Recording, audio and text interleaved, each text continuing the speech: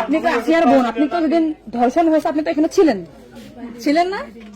যেদিন ধর্ষণ হয়েছে সেদিন নিয়ে আপনি কিছু কথা বলছেন টেলিভিশনের সামনে, আমরা দেখেছি, সারা বাংলাদেশের লোক দেখছে। তো আপনি বলছেন, একবার বলতেছেন যে আমি ওয়াশরুমে গেছিলাম এই সুযোগে ধর্ষণ হয়েছে, আপনি আরেকবার বলতেছেন যে রুম থেকে বের করে নিয়ে ধর্ষণ করছে, আপনি আরেকবার বলতেছেন যে ধর্ষণের সময় আমি ঘুমোইছিলাম, আমি কিছু ঠিক পাইনি। আসলে কোনটা সঠিক? আমি তো ওইটাই বলি না, আমি বলছি যে আমি ঘুমোইছিলাম, হ্যাঁ। ও যখন বাথরুমে উঠছি সেই সময় দেখি যে ও ওইখানে পড়ে রয়েছে, এইটাই বলছি।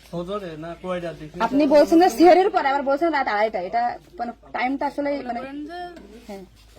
আমাকে দিক তো সিয়ারি খাই 2টার দিক, হুম। আর তারপরের কথা বলছি।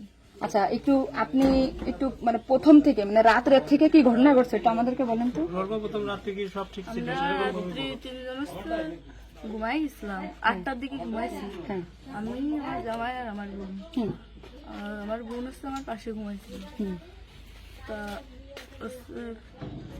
আমি জানতাম না যে ওর সাথে ওরম হবে না।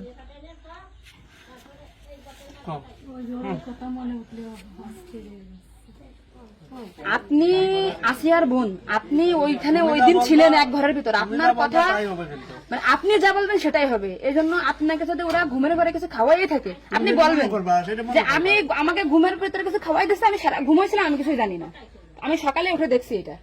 কিন্তু আপনি যদি বলেন যে রাত 2:30টার সময় হয়েছে, আমি তাহলে তো হবে না। আপনার কথা শোনার জন্য বাংলাদেশের লক্ষ লক্ষ মানুষ অপেক্ষায় আছে যে আপনি আসলে যেখানে ছিলেন, আপনি যেহেতু বোন, আপনার বাড়ি যায় হয়েছে ধর্ষণটা, সেহেতু আপনি তো মানে জায়গায় ঘরে ছিলেন, আপনি যা বলবেন সেটাই হবে। কিন্তু আপনি যদি এরকম ভুলভাল কথা বলেন তাহলে তো আমরা আলাদা বক্তব্য যেটা আমাদের এখানে যা দিচ্ছে না টোটালি কিন্তু তাহলে আলাদা। আপনি তো এই কি মাহুরা নিউজে আছেন না, আমি আছি মাগরানি হচ্ছে, আমি দৈনিক ঘরে ডাকে আছি। কাদের সাথে মিল না রাখে আসলে আপনার আপন বোন, বিষয়টা সেইভাবেই আসলে বলতে হবে। আর এখানে যে আপনি আপনার স্বামীরে বাঁচাই দিলেন বা আপনার শ্বশুরে বাঁচাই দিলেন এরকম না, কিন্তু এতটা সহজ হবে না। কিন্তু বরঞ্চ আপনার এই আপনি যদি এই তাল্টে পাল্টে কথা বলেন, বিবাদ কিন্তু আপনার নিকটেই, বিবাদ কিন্তু আপনার। আপনি এদের ঘুরে বেড়াচ্ছেন, এটা ঘুরে বেড়াইতে পারবেন না, আপনিও কিন্তু ওদের সাথেই যুক্ত হইতে হবে আপনার। তার মানে উনি একবার বলতেছে কি জানেন, আমি টয়লেটে গেছিলাম তখন ধর্ষণ হয়েছে, একবার বলতেছে আমি আমার রুম আমরা থেকে বের হয়ে বিভ্রান্তিতে আসছি, বারে বারে আপনাদের কাছে আসতেছি শুধু এই একটা কারণে। কিন্তু মানে আপনাকে যদি কিছু খাওয়াই থাকে আপনি বলেন যে আমারে খাওয়াইছে, আমি কিছুই জানি না, সকালে উঠে দেখেছি আমি এই অবস্থা। কিন্তু আপনি যদি টাইম উল্টো পাল্টা বলেন তখন তো মনে করেন আমাদের বাংলাদেশের লোকের আপনি সকালে আপনার ঘুম ভাঙছিল কয়টায়, মানে যখন আপনি দেখছেন আপনার বোন তখন কোথায় ছিল? পড়েছিল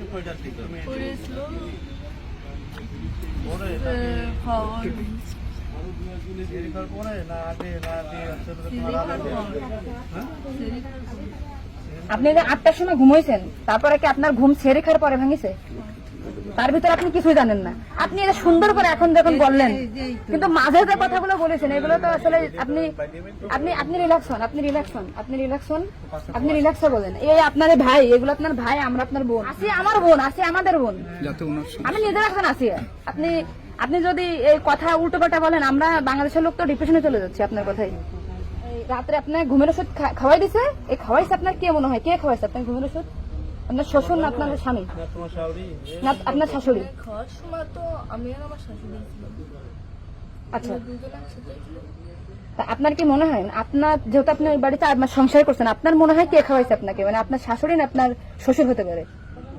আমার শ্বশুর তো খাওয়ার সময় থাকে না, আমার শাশুড়ি তো থাকে। আর তাহলে আপনার কি মনে হচ্ছে আপনার এই ঘুমের ওষুধ আপনার শাশুড়ি খাওয়াইছে? কিন্তু আপনার শাশুড়ি যদি খাওয়াই থাকে তাহলে ধর্ষণটা আপনার শ্বশুর কিভাবে করলো? মানে ওনারা তো সবই জানে। তা আপনি কি এটা কখনো কি মিডিয়ার সামনে আগে বলছেন যে তাই তো আপনার শাশুড়ির 3 দিন বাইরে থাকার কথা না, সবার আগে তো উনি অ্যারেস্ট হওয়ার কথা? আপনি কি এটা আমাদেরকে জানাইছেন, সোশ্যাল মিডিয়াতে জানাইছেন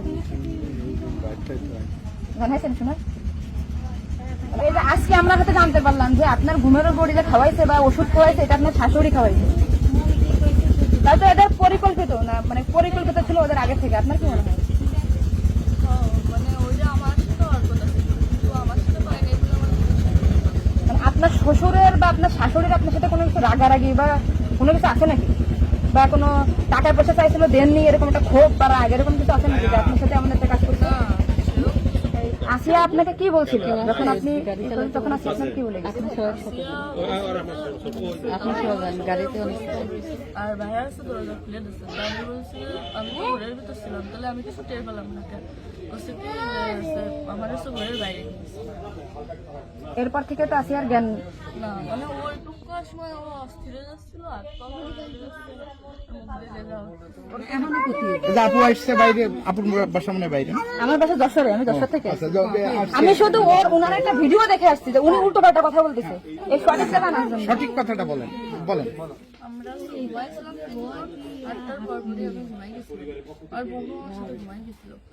তারপর এর মধ্যে কিছু ঠিক পাইনি, কিন্তু দৈনিকে সেরি খাওয়ার জন্য সবাই ডাক দেয়, কিন্তু সেদিন সেরি খাওয়ার জন্য কেউ ডাক দিচ্ছিল না।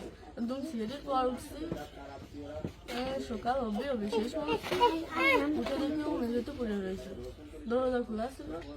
তা আমি ওটা বাথরুম থেকে দরজাটাকে ওটা উঠেছি, উঠে বিছানাটা রাখছি, মানে জ্ঞান হারাইছিল না ঘুমাই পড়ছিল জানি না, কিন্তু নাড়াচাড়া লাগার কারণে উঠে গেছিল। উঠে করছে আপা আমার অনেক কষ্ট হচ্ছে আর জ্বালা পোড়া করতেছে। আমি বলছি খোলার পরে পড়ে রয়েছে, এর জন্য ওর ওরম হয়েছে। তারপরে ও ঘুমাইছিল না কি জানি না, আমি কিন্তু চুপ করে ঘুমাই পড়। তারপরে আমি ঘুমাই গেছিলাম, সকালে ভোরে 6টার দিকে অবশ্যই কাঁদতেছিল আর বেগে বেগে নিঃশ্বাস নিচ্ছিল।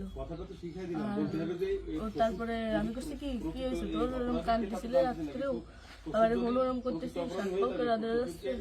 ও তারপরে করছে মানে তাও আমার সাথে এরকম করছে, আর হচ্ছে ভাইয়া দরজা খুলে দিছিল। তো আমি করছি আমার এই ঘরের ভিতরে হলো, আমি তো কিছু টের পেলাম না, তো বুঝতে আমার ঘরের বাইরে নিয়ে গেছে। আপনাকে একটা ছোট প্রশ্ন করি, কিন্তু আপনি এর আগে তো টেলিভিশন থেকে আপনার ইন্টারভিউ নিয়েছে, আপনি বলছেন যে রাত 8-এর দিক হয়েছে আনুমানিক, তারপরে এই হয়েছে, আপনি মানে এই মাঝের কথা বুঝে তো আপনি জানেন না। সুন্দর, এখন আপনার কথা ভালো লাগছে, আপনাকে থ্যাংক ইউ। এই যে মাঝে যে কথা বলেন এগুলো আপনি কেন, মানে ভয়ে বলছেন নাকি ওদের বাঁচানোর জন্য বলছেন? আমার তো ভয় দেখানো হয়েছিল। মানে কথাগুলো যে বলছেন এটা কি আপনাকে শেখাই দিয়েছে নাকি আপনি নিজে থেকে বলছেন?